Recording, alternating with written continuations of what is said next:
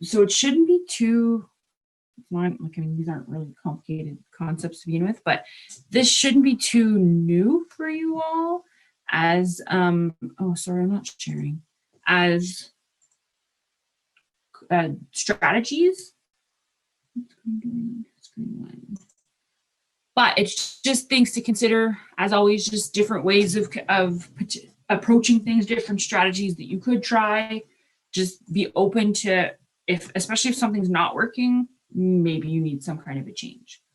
So we're going to go through note-taking, the steps to note-taking, different note-taking strategies, and then that's where the link to the video assignment that I assigned on Tuesday. So that's where she comes in under the different ways of taking notes, which we'll talk about it when I get to that slide, but it's another option. And even she says it in the video, it's an option for you guys to try out, and it doesn't necessarily work for everyone, and that's okay. But I really appreciated her perspective on the topic of visual note-taking or graphic recording. Both terms pretty much mean the same thing. So under learning strategies, reading was Tuesday, reading strategies. And then to build off of the SQ3R and the reading strategies, it'll be, okay, if I have a reading assignment, how am I going to take notes? So some of them are, this is going to be like general tips and strategies, kind of considering different phases to note-taking, just like reading has like a before, during, and after, so does note-taking. And then we'll end with the strategies and the article that was also assigned. So that's the mini plan for tonight. I'm on the right screen. All right, so phases of note-taking before. So just like if you're going to sit down and take notes based on a reading and or a lecture, you need to kind of look over what you already did or know on the topic. So reread the last week's or the last class's notes so that they're fresh in your mind, especially if a prof, I don't know how it works in your courses, but they'll build off of it. So again, I know I love my colors. I would keep the colors the same until the prof changed topics. So even though my dates were different, I knew that blue ink was one topic. And so there's different ways to go about it, but I would always preview everything that had to do with the topic of that particular night. And then just make sure you have all of your pieces. Like I had students who would show up to class and then not have their, not that this happens now when we're online, but they didn't have their power cords for the laptops, and then they're like lost because they didn't also bring paper and pens in case the laptop didn't work. Anyways, so it's making sure you have everything you need to be able to take notes. It's a little bit, for the most part, easier if we're all working at home anyways. It's all just there. So things that you do automatically without thinking about it, but just making sure you have everything you need. I just did it with the reading of the article. I didn't have my highlighters and I just needed my highlighters. So things to keep in mind during note-taking. So whether you're online, whether you're doing it based off an online lecture, a reading, whatever the case may be, I mean, it's up to you, especially electronically, you can organize things a little bit differently. You can have folders for all your courses. And obviously everything is time-stamped when it's online. So is a date necessary? Maybe, maybe not. But things to just figure out a system of organizing your notes. Like I have a OneNote at work. So everything is not only time-stamped there, but I can tab everything. So I tab everything based on themes. So if the notes that I'm taking have to do with this particular thing, I go into that tab and I organize it that way. You can organize, I think it's called like electronic file management, something like that. You can Google ways of doing that, but figure out a system that tells you, okay, I've changed classes, I've changed days, I've changed topics. You got to organize it some way, because one giant Word document that's 20, 30 pages long is not going to motivate you to look at it again. So figure out a way that's going to kind of just like chunking for any other of the topics I've talked about so far. You want to split things up or divide things up into more manageable chunks. So figure out a system, and also figure out a way that you're going to keep track of what's emphasized, what's most important, key terms and definitions. Again, it can be super plain. It can be really visual. You can highlight, you can color code, you can have symbols, like whatever you need to do to help you figure out ways to make these types of information stick out to you. The same thing with examples that are provided by the prof, and anecdotes, analogies, anything that goes above and beyond what you read, what was already discussed, or what's presented on the PowerPoint. Those are specifically the things that you should be really paying attention to and noting. Because if a prof is giving you an extra example, it could end up on the exam. There's a reason, most likely, why the prof is adding, giving you more examples. So keep note of all of those examples and link them back to whatever was discussed. So like link it to the theme or the topic or where it goes in your notes. I'll get into how you can organize like physically on the page or in a Word document later. And then the last thing to keep track of are the questions. So not only your questions, so if you're going back to like SQ3R, if you have questions or you still have doubts or concerns, or you're still not sure of something, you should be writing down the questions that you have to be able to ask them to the prof before, during, after in an email, before, during, after class in an email, whatever. But in an actual lecture, whether it's online, in person, or even in a discussion forum, keep track of the questions that other students are asking. So not just your own question, but the questions that other people are asking, and obviously keep track of all the answers that are provided. I used to give the example back when I had an exam. The way students ask questions are sometimes things that I wouldn't have considered, or a phrasing that I wouldn't have considered. And I keep track of those as well, because it makes me think of different things that I could include in the course, or different ways of asking a question on an exam. So just those are things that you should note above and beyond definitions, examples, those types of things.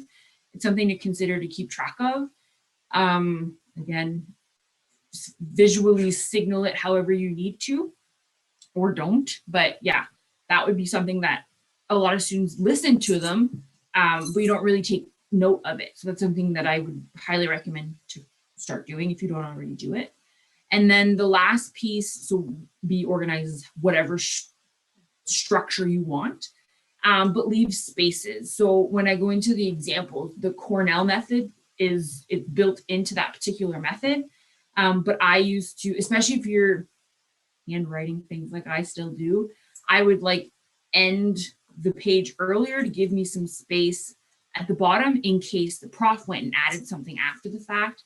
I mean, it's a little bit easier to do in an electronic format where you just go back into the Word document and add it, but I would purposefully make sure that anything that we went back to and added to, or the prof was like, oh, we need to go back and look at this again, I would flag that in a different color, or you can do a comment box or whatever in a Word document.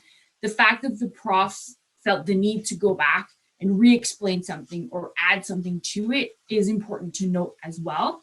So leaving spaces allows you to do that if you're physically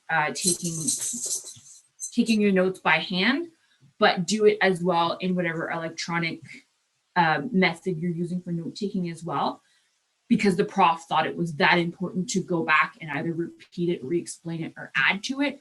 You should also be signaling that the importance of that particular piece of information, or whatever it is. So leaving spaces not only to keep you organized, but for you to be able to add things later. No, bud, sorry. Go play somewhere else. Shoot. So that's all things you would do while you're taking notes, or like things you're thinking about. You've already set those strategies up, and they're things that you're going to continue to do as you're taking notes. And then after the notes, like I said, for reading, an initial review 24 hours after having written them, or thinking about them. Honestly, I just did it to myself. I just caught myself today at work that I was inserting a new tab into my OneNote, and I hadn't reviewed the notes that I took from the last, because I attended a webinar today, and I didn't review the webinar notes that I took from the last webinar, and I couldn't tell you. I remember absolutely nothing of the notes that I take, because sometimes it's such an unconscious, or subconscious, I should say, task of note taking that you're not necessarily registering what you're listening and hearing. So if you're not reviewing them after the fact, it was like, it means nothing to me now. So that initial review I should have done, whether it's for professional note-taking purposes or academic, it's definitely worth it. And some students, and I also did the notes, and that was the assignment for you guys for the video. I had taken notes from the video the last time I had watched it, and looking back at my notes, I had typed them up because I was trying to force myself to use typing notes instead of handwriting notes. And I didn't retype my notes, because what some students will do is, if they're physically in class, they'll write it out by hand and go home and type it out. And the act of doing that helps students, and that's, go for it. Have the time to be able to do it twice. But even just reviewing my organized it differently the second time around, because the first I word dump, and it was, nothing was tabbed, nothing kind of, I didn't link any of the information. So reviewing, retyping, or restructuring my notes, that was a form of review. Even if you're a lot more active in it, you still have to be engaging with the content. So reviewing can literally be rereading your notes, but it could also be working with the notes that you took. And maybe the second time around during that review, you want to add the colors or the structure or whatever it is. So consider that the more traditional, let me just reread my notes, is fine, but you could also do it in the form of some kind of restructuring or reorganization. So before you take the note, and continuing to the notes after you've taken them. So otherwise, just end up in a tab in your OneNote and you look again, which is more applicable in professional setting because for your courses. But anyways, so something to consider that you probably already do it, but those are kind of things that you should be doing the before, during, and after of a note-taking process. And then really, and this should, for those who watch the video, this should coincide and link to what, what's her face? Sorry, I don't remember the lady's name now. The lady who talked about visual recording, Tesha, something like that. So there's 4 steps to note taking, and it really is the fact that you want to try to move away from it being an automated process where you're just hearing words and typing out exactly what you hear, because you're not retaining or understanding anything, and those notes are going to mean nothing to you. So if you take the time to actually listen first, which is why I presented Active Listening Tuesday, listen to what's being said, actively try to understand it, summarize it in your head, and then write down your own summary of what's said. It takes a lot of practice to get to a point where you're comfortable doing this, but this is the ultimate goal in note-taking, is to avoid being the equivalent of a court reporter who has to note every single word and intonation and every piece of the speech of a person.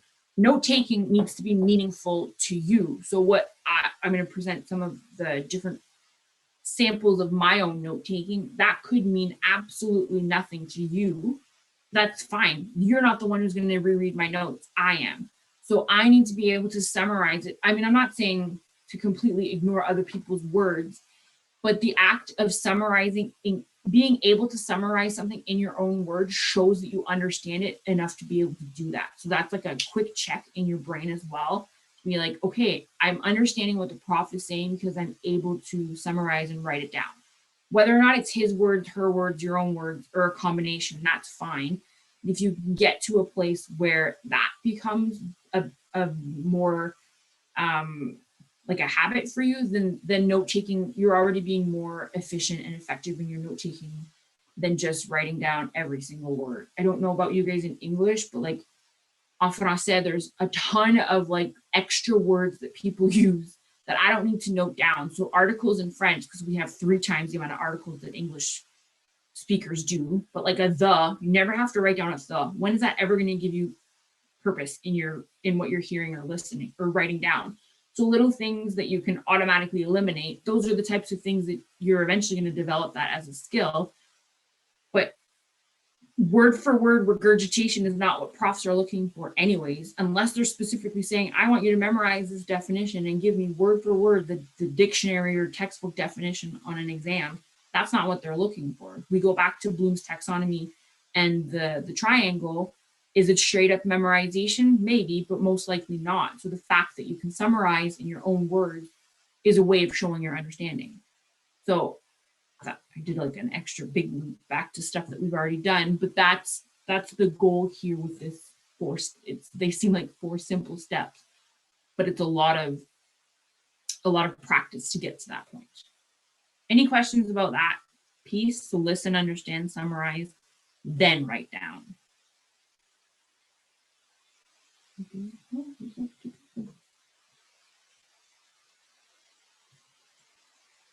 Okay.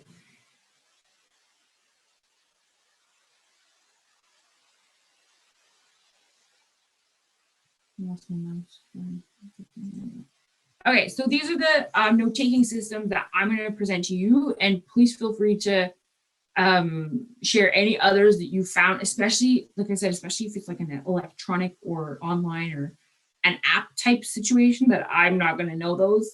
So I just literally, the umbrella term for me was electronic strategies includes apps and all kinds of things that you can do on a computer. But like apart from my OneNote, I don't, it works fine for me. So I don't go looking for other things, but I know that others, like students, are using other tools that work for them.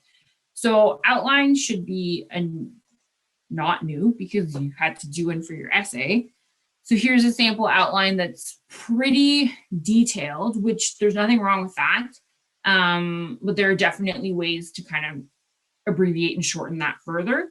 So really an outline is the most traditional and common way that people take notes. And that's how I take my notes, is with outlines. So the more to the right is the more specific. So every tab is like a subcategory of the subcategory of the subtheme or whatever. And there's nothing wrong with that. It's what most people's notes look like. But like, again, does this actually have to be that many words, that much content? Probably not. So it would be to get to a point, because that took, you would assume that took a lot of time to write out as well. And if it's that detailed in your notes from your initial note taking, I would be not necessarily concerned, but I would be curious to see if there was any missing content, because these are really, like, these are full sentences. So I don't know that your note taking should ever be a full sentence with like a capital letter and a period. It needs to be the key points and the most important essential information. So an outline, that's what I present first because it's just what everyone's used to and everyone knows it. And I'm not saying stop, by no means. As someone who uses them quite often, there's nothing wrong with that. The next one is the Cornell method, and it's called the Cornell T method because,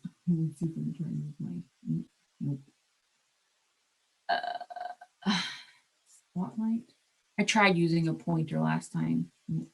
Let's see if that works. Nope, that wasn't worth anything. I'm just going to use this. So it was the fact that it's an upside down T. So that's why they called it the T method. So here's the T here. So basically the Cornell method is splitting your page into 3 sections. So this is a second strategy that you could use, which combines the outline, but adds to a more traditional note-taking system with the pieces that are what's most important. So this is another version of it, which explains what it looks like. So on the right-hand side of your page, and if you think about the old school people who had the line pages with that little line that gave you the left margin where the holes were, think sort of like that, where on the right-hand side of your page, which you can absolutely do this online as well, you would take the more traditional notes. So all of the notes as you would normally take them, you'd be putting that in the right-hand quadrant of that page. So it can look however you want. And that's what you're doing in the moment. Then afterwards, you're going to fill out the other 2 sections of that page. This is called the Q column on the left. So it would need to be a little bit, if you're handwriting them or whatever, it needs to be wide enough to be able to write information on the left-hand side of the page. And your Q column is where you're going to put keywords, anything that had a lot of extra emphasis, really like if there were people, places, things, like key facts, key information. It's literally words. You're not putting full sentences in that Q column, but these are not only the things that you're going to pull out from your notes as the most important, but that Q column can also be used as memory triggers for you. So use words that make sense to you, that kind of summarize the notes on the right-hand side. So whether you would have highlighted or whatever, visual or not, ways that you would have pulled out the key information in your Q column, that's what you're going to be putting is the keywords, the most important information. And then it says here you can put anticipated questions, but really use that Q column as a way to remember things for you, so that you use words that are going to make sense to you, and you can incorporate pictures, symbols, visuals, whatever. But that Q column is what's gonna is what you should be basing your studying off of. So that based on the Q columns, then you can create test questions, then you can use that as a review for studying, so that you're not always having to review everything that you took down in that more traditional right-hand side of the page. So you would do step 1 is this chunk here. Try to annotate one more time. See if this is with it at all. 1 is there. That's step 1. This is step 2, and it says soon after. So like that night or the next day, write out the important information. And then step 3. So these are traditional notes, as complete, as detailed as you want. Q column, where it's really just keywords. And then one step further. So this incorporates a lot of different strategies in one, which is why the Cornell method is more commonly recommended nowadays. That bottom chunk is the third part chunk section of the page is for a summary. And that's where, if you didn't put the notes in the first part in your own words, that's where the summary is really where it's essential that you put it in your own words. So summarize the key points of the lecture into 1 or 2 sentences in your own words. So again, it's, can I summarize it in my own words? Perfect. You understood, you grasped the main concepts, the main ideas, but also it is a lot easier to remember your own words than someone else's. So if that summary really captures everything that you need for an exam or to remember, that's what you're going to be using. So the summary is going to include all of the keywords that you used, and the keywords in the Q column are based off of the notes that you took. So it's really just going from something very detailed to very high level. So the Cornell method takes a lot more effort and practice, but you wouldn't necessarily need to do anything else when you're studying, apart from maybe pulling out all the summaries. So all of the pieces that you would need for studying, note-taking, reviewing is all there on one, well, physical paper if you're using paper, but in one file, folder, whatever. So that's what is more commonly recommended. So it's a couple extra steps than just straight up outlining, but the benefits are long lasting if you use something like this. I'm not saying I've tried it and I'm getting better at doing that, especially if it's by hand. I'll pull out the keywords after the fact. I'm also not a student anymore, so I don't need it as much, but it is something that's really going to help you prepare more specifically for exams and final tests or whatever you guys have to do.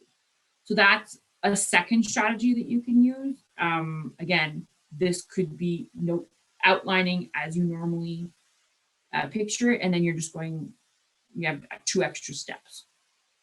But after you've taken notes, not during. So the during the note stays the same. You're just adding 2 steps afterwards. So that's Cornell. There's all kinds of templates that you can find online, but I mean, it's as straightforward as it can get. It's just separated into 3 pieces. And I mean, if the upside down T doesn't actually work for you, that's fine. It's the elements of the method that are most important. So your traditional note, your Q column or your Q words, and a summary of 1 to 2 sentences in your own words. So if you have those 3 elements in your notes, you're good to go, whether or not it looks like an upside down T. All right, questions about that one? That one pretty straightforward. Looks a lot, maybe extra work-ish, but I promise it's worth it, hopefully. You'll have to test it out for me. Oh, how do I get rid of my numbers now? Shoot. Okay, well, it's the first and last time I use anything. Figured it out. Okay. So the next 2 are more visual, and it's a lot less, obviously a lot less words. So a mind map is just a different way, and I know some people saw them as like, I think spider maps or something down way back when. But this is a way of organizing your information, and I wouldn't necessarily say that, and I've tried it as someone who's super visual. I thought, yeah, I've got this. Personally, I found it extremely overwhelming to do this in the moment when I was also hearing and trying to interpret and understand the information. I thought this was very stressful. So like the video, like the lady in the video says, the goal of presenting you as many tools and methods as possible is to find the right one for you. But anything that's going to add stress to you is not something that you should use. So this, to me, I presented to students more as a way to organize your ideas, especially if it's like an essay, a research project. But this is also, to me, a better use for studying. So a way to get like a really good overview of your course. Like, okay, your course is about social, whatever that is, or like the social justice, or the Canadian justice system, whatever the case may be. So your main theme ends up either in the middle of your page or at the top of your page. And obviously all of the sub themes and subcategories you would separate into your little bubbles. But what a mind map allows you to do is to potentially see connections that are visually represented that you wouldn't necessarily see in pages of information or like files and folders of documents online. So to me, I usually recommend a mind map, and the next one a concept map, as a really good study guide. And I've had students who physically wrote it all down on a piece of paper. I have a whiteboard on my wall in front of me, so I use that. And there's all kinds of online tools for mind maps and concept maps that you could use and just set it up that way. So it's another way of taking notes. If it works for you in the moment and you can handle that, especially if it's more electronic and you're trying to listen virtually or in person and do something like this, if you're able to navigate both effectively, go for it. If not, I would recommend this as a study strategy where, okay, what was the point of this course? What did we learn? What are the themes? How do I organize all of the different information that was given to us? It won't necessarily work in all disciplines, but it's something that you can consider. And for those who like to rewrite their notes or study as you go, this is a way to keep track of it all. So a mind map really is just keywords, maybe a sentence with a visual structure. Oh yeah, there's just 2 different. Okay, I tried to give you guys prettier versions. So a mind map is really just keywords. So you have mind mapping. A sub theme of mind mapping is that it is more efficient and intuitive, so it increases productivity. So that's how everything branches out in a mind map. The difference between a mind map and a concept map. So here's just words. They just float around. There's a structure to them, but they're just words. A concept map goes beyond that into something that you can, so here are the linking words that are not in a mind map. So a mind map, again, is just like straight up little bubbles that float around, or lines. A concept map is if you were to start from the top, so normally, most likely, not normally, it has to be at the top or the bottom anyways. If you start at concept map, this big gray bubble at the top, and work your way all the way down and follow all of the arrows with the linking words, it should be a complete thought or a complete sentence. So if I were to go concept maps probe mental structure of long-term memory, which is assumed to have relatedness structure represented by hierarchical structures. So from start to finish, all of the branches connect. Not that a mind map doesn't, but it's the linking words that distinguish a mind map from a concept map.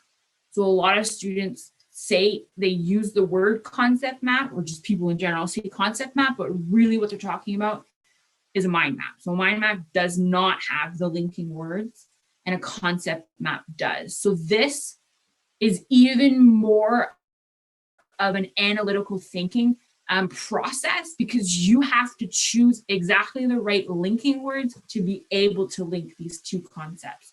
So it goes beyond just, okay, here's how I can divide a particular concept, a particular topic into its subtopics, into examples.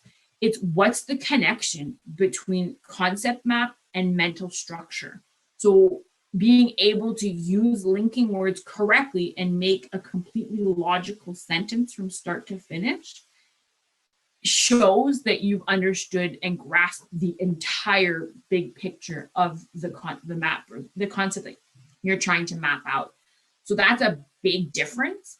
And I found that personally at the undergraduate level, I never used concept maps. It was never taught to us. We used mind maps, even though we use the terms interchangeably. My master's degree courses, I had to do concept maps as our one of our final or cumulative tasks was to literally map out the entire course using a mind map. So that really, and I was literally, I had restrictions into how big it needed to be. It was only allowed to be 1 page, because you really have to have a really good understanding of everything that went on to be able to do those correctly and effectively. So that it's a big difference between the two, and that may or may not be something you're interested in creating, but that's going to more than a mind map show you, if you think about it, mind mapping being more of like an organizational tool, whereas a concept map really is the analytical piece. So you can use them both for sure. It just depends on what you're looking to get out of your notes. So distinction between the two, they both have their use and their place. And I think the software online is mostly called concept maps because it allows you to add little boxes for linking words, but whatever you use will work for you. So there's that. They're out of order. That's a little spider thing. Timelines is another way of organizing your notes, so especially if it is a more linear course content and not necessarily for the entire course from September to December or whatever, from start to finish of the semester. Timelines may not always be useful, but especially if I don't want to like highlight history courses, but not necessarily all of them, but my brain goes to history as, okay, you're going to present to me a timeline. What I had to do, timelines to me worked really well in my law courses because I needed to know what laws came into effect when. And visually for me, it was a way for me to understand like the difference or the distance in time between this law and this law. But yeah, so timelines is another strategy that you could use, not all the time, but think about visually representing it. And again, it's the different methods that you use. You're working with the information and the content differently. My favorite is I'll find you a way to make a chart for just about anything. The tableau en français, I love charts. To me, my brain is just, that's how my brain is structured. Some people picture like file cabinets. Mine's just one giant tableau. This does not work for everyone. And I clash a lot with other people because their brains don't work this way either. But really the point of a table or chart is the fact that you're categorizing information. So they fall under different columns. You've been able to attach a particular type of information, and every type of information has a different column. So that's, my brain is super structured that way. And it doesn't work for everyone. And a lot of people hate tables because they just look super busy. What I recommend to students is for those who do take a lot of notes and don't really know how to cut down on their words, I guess online you can set the restrictions within like the cells, but I would print out a table and tell them you're only allowed to put the most important information. It has to fit in the little boxes. So that was a strategy that I used for students who really just wrote down everything and didn't know how to cut. Well, eventually you're going to learn how to fit all of the most important information, or just learn to write real small. You're going to fit it all into that box. So tables and charts have their place, especially if you need to organize information based on categories, based on what's the type of information that's going to come up repeatedly. So this is the example of the different types of cases. And then you have the timeline, the idea of a timeline in the year column, topics, key facts. This could have easily been a timeline. This could have also been a mind map. So all of the different strategies work. It just depends on what speaks to you, for lack of a better word, what's going to help you and motivate you the most. Look at your notes again. You have to go lay down. Diagrams is another way. So they look kind of like, well, they're not kind of like mind map or concept maps, but diagrams. And the next one is flow charts. So it's something else that you can use to organize the information. And then we're going to finish with, so like I said, visual notes, visual recording, sketch noting, graphic recording, all kind of mean the same thing. So I did not share my sound. This is like a 2-minute video. Like you see an introduction to visual note taking. So it's shorter than the 20-minute video I assigned, but I think it's worth watching. If you are ready to tap into the full power of your visual brain, then this course, an introduction to visual note taking, might be for you. Let me tell you about it.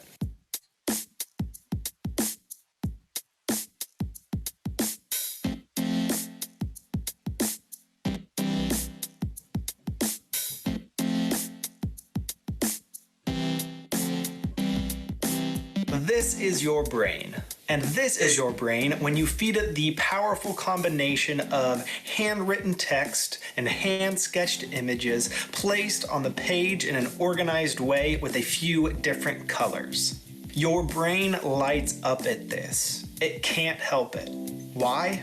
Because we are visual creatures. More of our brain is dedicated to the processing of visual information than any other sense. And that is what makes visual note-taking, aka sketchnoting, aka graphic recording, such a powerful tool. And here's what you can do with that tool.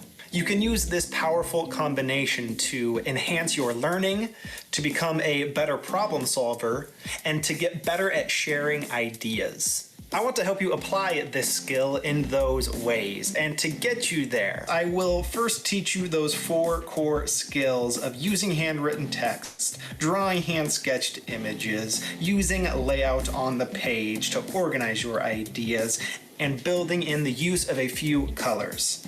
And then I will show you exactly how you can combine those 4 elements into the powerful learning, problem solving, and idea sharing tool that it can be. What gets me excited about this isn't the idea of putting a pretty picture of your notes up on the wall. It's the application, the way in which this combination of tools enhances the engagement that you have with the ideas that you're working with. If that excites you too, then I think you will enjoy this course. Thank you for watching. Hope to see you inside. Okay, so that should sum up. It really bothers me that I can't remember her name. Sum up the other video that I presented, drawing in class. But it's another way of doing it. We'll talk about that in a minute, but yeah, it's another option. So this is an example of what graphic recording looks like. And I was actually, I was part of a conference in which we had a graphic recorder. She had, what are those called? Easels. She had easels set up throughout the whole room, like in like more than just corners. She probably had like 5 or 6.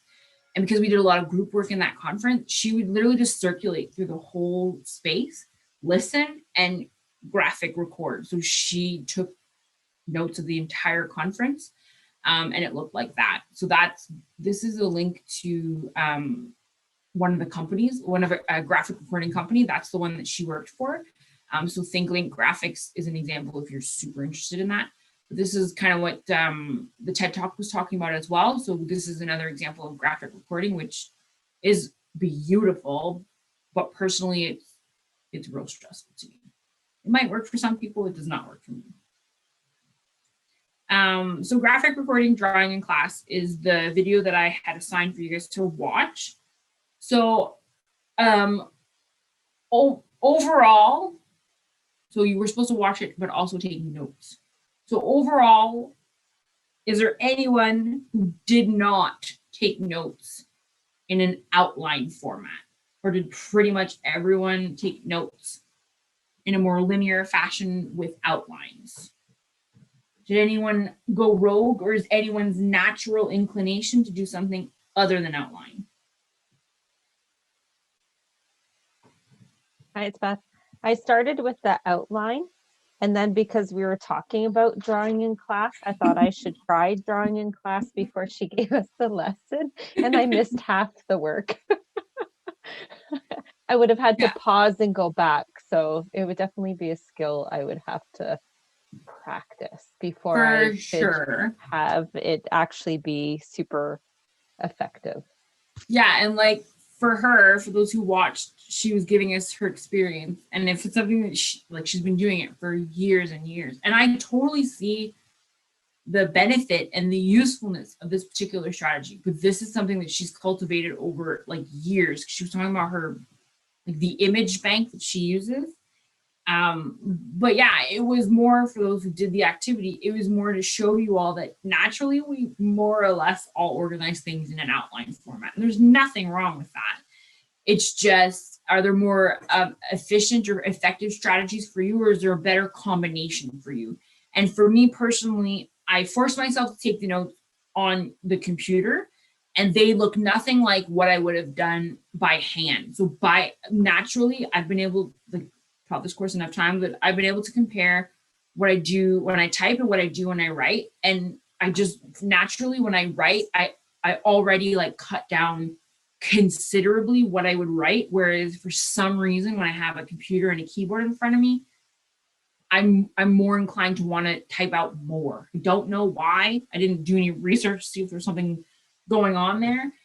So personally, I will, given the chance, I will most likely pick, getting better with my OneNote, but I will pick handwritten notes over typed notes, and that's a personal preference. There's nothing wrong with either one. And then I wanted to show you, so this is what my notes look like. And again, so I'm going to give you the link. I guess I have to put it in PowerPoint. I'll give you the link to the docs. You can refer to it if it interests you. So this is my one pager of what she talked about for the 20-minute video. So this is what 20 minutes of video looks like in my notes. And it's a lot of information. And I think that for me, when I handwrite something, when I take notes by hand, I have shorthands, I use symbols, I do draw things. And to me, that's just, it's a lot, like Beth was saying, it's something that we have to practice to be, I wouldn't even feel comfortable doing it on the computer.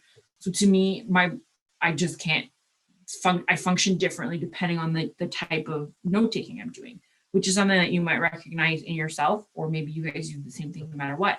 And like, if I had an iPad with my iPad with the iPen, whatever, the pen that goes with the iPad, I would have taken notes as I had with a pen. So for me, the pen is what allows me to do the pictures.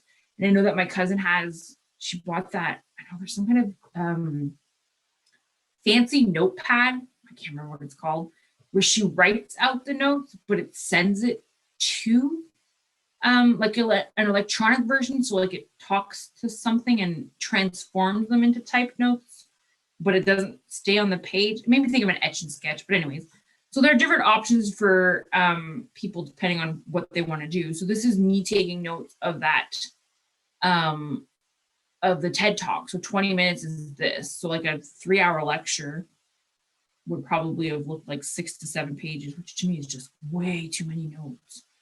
this is too much. Like, this is a lot of words for nothing. And I even took down her niece, wrote down the niece's story over here. Like, to me, I could chop this down even more. But yeah, so it's naturally I did outline as well. It's just what we tend to do. And again, there's nothing wrong with that. And then if I wanted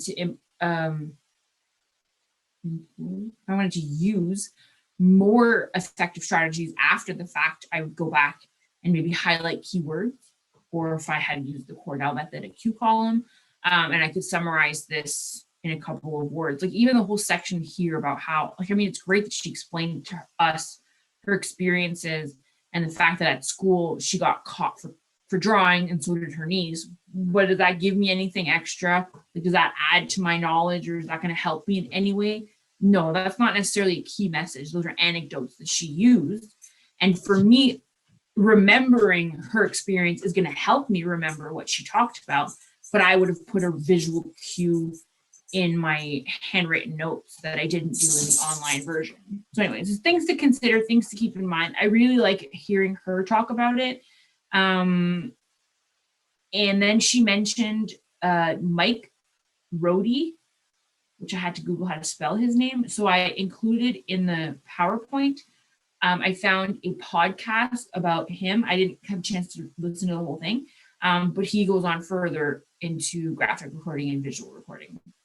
So really, it's just that awareness piece of how do you naturally take notes to be able to know where you're at and where your strengths and maybe areas of improvement are. So however your notes looked, and I'm not saying my notes are by any means the correct answer, because they're not. Like I said, I think that I could have cut down a lot more information, but use them as a reference point if you want. And then I don't know who did it, but I did the little button at the end, because spoiler alert for those who haven't or want to, she gave us a task at the end, because she said not to be scared of, because it's not, the point isn't whether or not you're an artist and that you're an amazing drawer. It's the fact that you're choosing images that have meaning to you.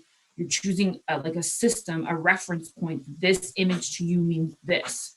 And she has all kinds of different bunums, all kinds of different little dudes that represent different things. And she gets them to look a certain way and adds details depending on what she heard. And that to her attaches meaning. But if I went and looked at that, I wouldn't necessarily understand what that means. And just be like, okay, what she gave the example of a computer with lines coming out of the computer because it was frustrated or angry or something. Well, that just looked like a really cute picture to me, but to her, she was able to give you the entire backstory, the entire meaning behind it. So again, note taking is such a personal thing that no two people's notes are or should be the same, because what matters to me and how I process things is not how someone else's. But yeah, anyways, if anyone wants to compare their little star bunums, this is what mine looks like. And I'm pretty sure he's disproportionate in all kinds of ways, but whatever. I tried. This is me trying, and this is me. Even though she said you can't fail at it, it's not great. Oh yeah. See, there's always one who has a really good Beth. That's pretty much exactly what she drew on the video. So yeah. The bonhomme, when she first said it, was the stick guy. That's what I drew for bonhomme. Yeah, see, then she walked us through the step. Yeah, the stick man is what I would have picked. And then, so she said the star, anyways, she calls it her star person, but she said people don't actually stand around like a star. Jessie says hers looks awful. I'm sure it's still a recognizable dude. So yeah, anyways, in case you're super interested, the takeaways are not, unless you're someone like Beth who has a little more talent than others. It's still a bonhomme. I mean, he still looks like a dude. Anyways, so if it's something that interests you, I do encourage you to try some visual elements, whether or not they're full on, comic strips or a graphic recording system. But it is something for sure to keep in mind. And again, I use a lot of visual symbols, and to me, that's my max. That's where my comfort level is I use a lot of symbols in my note taking. And that's my range. Don't ask me to draw pictures unless something really hits me or intrigues me, I'll draw it out or I'll find an icon or something. But otherwise, to me, that's where I'm comfortable. That's what works for me. So that's what I'm going to keep doing. So find some version or some system that works for you, or some combination of system and elements. So I hope that was not enlightening, but it was really interesting to me. So I like sharing her story. And then these are the more, I'll get back to your second comment in a second, Jesse. So those were a lot of the more paper or old school traditional. Then you have I dumped everything else in electronic strategy. So Evernote is one that's available. That's an app that works. It's I think this one looks like an elephant. I think that's the icon, potentially. I might be getting that confused with something else, but there's Evernote is an option. There's Google Keep. I have no idea how to use Google Keep. I just screenshotted it. But they're all more or less the same. And what like right now, if you're using any kind of online, like Google Docs or Microsoft Office online, what that allows you to do is add to the piece of collaboration. So anything that you're doing with a group, you can just all keep track of everything on or in an online document. So it's more of a dynamic option where you can add to it and work as a group. So Google Keep, all of them, you could have options. The electronic strategies allow for that extra piece. And then, yeah, OneNote, this is like super intense, but OneNote's another way of organizing the information. Beirut, she also mentioned something. Yeah, exactly. So it's really just capturing the images and visual recording or whatever, basically anything that you do. For a note-taking strategy, your goal is to capture the speaker's key words, key messages, key points.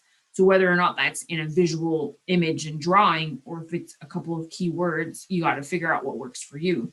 And yes, it is the fact that you don't always have time. I know she added like details, and she did like the more basic versions of her images in the moment and then goes and adds details afterwards. So it's anything that's going to save you time and like not eliminate, but reduce your stress. Those are the types of things you should strive to use, because anything that's going to add time or add work may not be the best strategy in the moment. I'm saying not necessarily that you shouldn't be doing work after the fact, but those are things to consider for sure. Thank you. So that's it for electronic strategies. The last little piece that I wanted to present is what I've been like kind of alluding to, is like the shorthand, the abbreviations, other things that you can do regardless of the strategy or the method that you're using. Things to keep in mind is to have and it could be specific to your discipline, or it could be specific to you, or probably both. You need to have abbreviations. Like if you're taking a 3 or 4 year degree, you're going to see the same words over and over again. Why are you writing down full words? Like for me personally, it was things like, and especially in French, because we have extra syllables that English words don't have, but the word government, which is gouvernement in French, I'm not writing that out. I'm not writing that out for 4 straight years. I'm 16 the word government. So I had a shorthand for that word. And that's always the example I use because it's the one that comes to mind. So for me, it was, now I can't find the draw. So for me, it was this. That to me was government. I had found it in a shorthand somewhere, and to me that was government. So the shorthand for me, it worked. I mean, you can most likely decipher what that one means, but that was a shorthand that I used, and those abbreviations were specific to my discipline of law and justice. But they, like everything that I used at university, I still use the same abbreviations to this day. They're like stuck. I can't undo them. And it hurts me when I have to write out like full words for like meeting minutes and things like that. But in my own notes, it looks like gibberish half the time. And that's because that's what works for me. So keep in mind abbreviations that may be imposed upon you, things that you're expected to know, or shorthand that is specific to your courses or discipline, or things that you can create yourself to save yourself time. Especially if it's Canadian government, I just put CANGOV. That was That was it. Like, I'm not writing out full words for 4 straight years.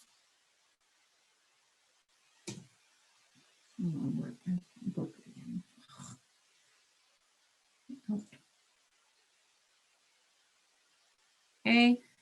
The other thing that so symbols, abbreviations, words or phrases or whatever, just shorthand, things that are going to save you time. So for me, and I put this visually, I don't know why, because I wasn't a math student and I don't do math well, but anyway, all of the symbols that I use in my notes are math symbols. So like equals, instead of like a because, all those contractions and fancy words in English, it's equal sign. I use plus sign for and. If it increases, I just put an arrow up. If it decreases, I put an arrow down. Like those are things that to me, and the therefore because, I've always used those 3 little points. I've never written therefore or because ever in my notes. So those are all things that you could consider. If it's gonna mess you up, or like obviously if you're in a math course, you can't necessarily use symbols, you're gonna confuse yourself. So it needs to be something that you can follow along with, but any kind of shorthand or abbreviations, like use whatever and all things that are gonna help you along. Don't be shy, but it needs to be a system that makes sense to you. And if you're not used to it yet, you have to first create something that makes sense to you, like with a little, like a Lex.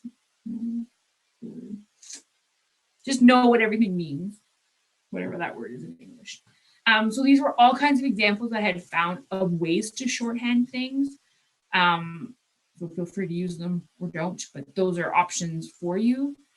And there's examples of, they have some kind of number, letters, like combination, whatever works for you. But you have to consider, if I look at this 2, 3, 4 days, a few weeks from now, am I still going to understand it? Or because you can go to the opposite end of that continuum and spectrum and abbreviate too much, and it is nothing. So you have to find a really good balance between the two, and it's something that you're going to develop along the way. So keep that in mind, because these are things that you can use with an outline in your Cornell, in the visual note taking. Those are all things that you could, or pieces of, that you can incorporate into some kind of hieroglyphic type situation where you can follow along, and that's what's important. All right, so if you guys want extra practice, I actually do really like this. It doesn't have there's no link necessarily to our class, our course in particular. But I really like what this guy has to say. It's another TED Talk that's 15, 20 minutes long, but it's another practice for you if you want to practice note taking. So you can listen along. I really do like what he has to say about like how to structure a PowerPoint presentation. But the point here was that here's the video, and then I forced myself to try a Cornell method. So these are my notes. You can see how long ago that was, 3 years. This is my version of the Cornell notes based on that video. So it's another point of reference if you're looking for points of comparison. But again, there's not necessarily that my way is the only way or it's the right way. But this is how you would potentially use the Cornell method based off of that video. And then this is because that's a screenshot, this is the link to the actual Word doc. So this is a sample of my notes based off of that video. So I do encourage you to watch the video because I do like what he has to say, but it was more in the context of extra note-taking practice. So I wanted to end with this article that I had you all read, and this is where my old schoolness comes back. So I printed it out in color even, because I forgot to click black and white.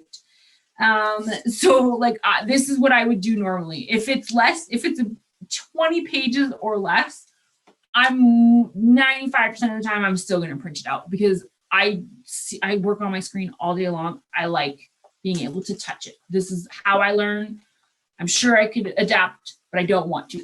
So I do it like this. And I wanted to show you examples of like, so this is how much I highlighted on the first page. And you'll see that I underlined a couple of words, and I can take screenshots and scan these if you really want them. But like I put keywords in the bottom of, so based off of what I highlighted, then I went, okay, but that's actually what it meant. And I used 2 different colors. So for me, the pink was the general ideas of the article. So that when the author was talking to us, and then when it got into the specifics of the different strategies, I switched to green. That's, I don't know why I did that, but I did it. So I did that, and then you'll see the pink at the back. So the pink was back to no longer strategies, it's more specific. So I was very conscious of it for me when I did it, because I was like, oh God, if I show this, I gotta make sure I'm below my percentage of 20 to 30% and all that stuff. But I was checking in with myself throughout the process. And I do personally think stopping and really thinking about what you read first, and then choosing and being very selective in what you highlight helped. Because then I had to stop and be like, okay, what was the important piece of that paragraph or that chunk? So it's up to you, like really, it's up to you how you organize yourself. So highlighting for me looks a lot like that. And I found that this particular article, I don't know about you guys, but they did a really good job of summarizing the strategy or the idea at the end of a paragraph. So when I got to the end of the reading and I stopped, to me, what was most important or what would help me remember was most likely at the end of a paragraph or the end of a thought. Apart from that, like I just put some keywords. So I put the things between, like, so Matt, when they talked about, so the 2 most successful strategies being practice testing and distributed practice. So even Jessie was saying in the chat that she's going to start practice testing for sure. And those are things, this is the point of presenting it now, is to get you used to, okay, how do I read and highlight, but also what are the strategies that you're using, and specifically because it talked about highlighting. So I did go back afterwards, and I like put massed versus distributed practice is something that, like, a note in the margin, because they did a comparison and I already know what those 2 terms mean. So to me, that was all I needed as a point of reference for that entire half a page of examples. And they did a really good job of giving examples for each of the strategies, especially when they're comparing learning new language words and then practicing like multiplication, addition, subtraction, whatever the 4th one is. Anyways, division. Sorry, that was going to bother me. So really, of the 10, so they did research on 10 strategies, the most effective being practice testing and distributed practice. So distributed practice, I already presented and talked about it in a time management concept. So the overall strategy works regardless. So distributed practice being the fact that, and this is the part that I highlighted, it's the practice distributed across time. It's the fact that you're not just doing one chunk, you're practicing it multiple times, hopefully, and most likely in shorter chunks. So distributed practice works pretty much across the board, and that was one of the most effective strategies. And practice testing was something else. And with practice testing, and I'm going to probably mention it again when we go into studying, but the reason like there's many benefits to practice testing as a study strategy. But the added piece, especially when you're preparing for an exam, is the fact that, I'm just going to take, for example, Beth and Devin, because you 2 have pictures up.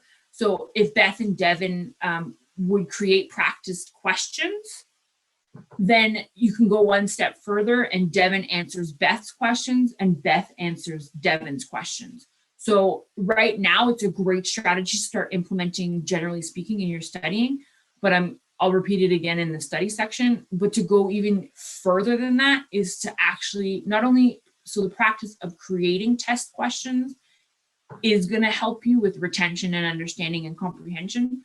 But if you go the one step further and practice answering questions that someone else wrote, that sets you up for preparing yourself for the test conditions.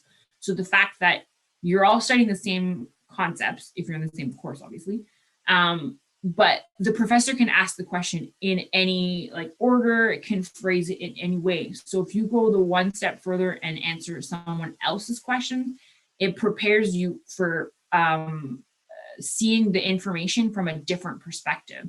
And that's what's going to decrease-ish your stress, because if you're able to answer someone else's questions, then you've demonstrated that you've understood it beyond just your own perspective, because the prof is going to have his or her own way of doing things and different ways of posing the questions. So practice testing, distributed practice were the most effective.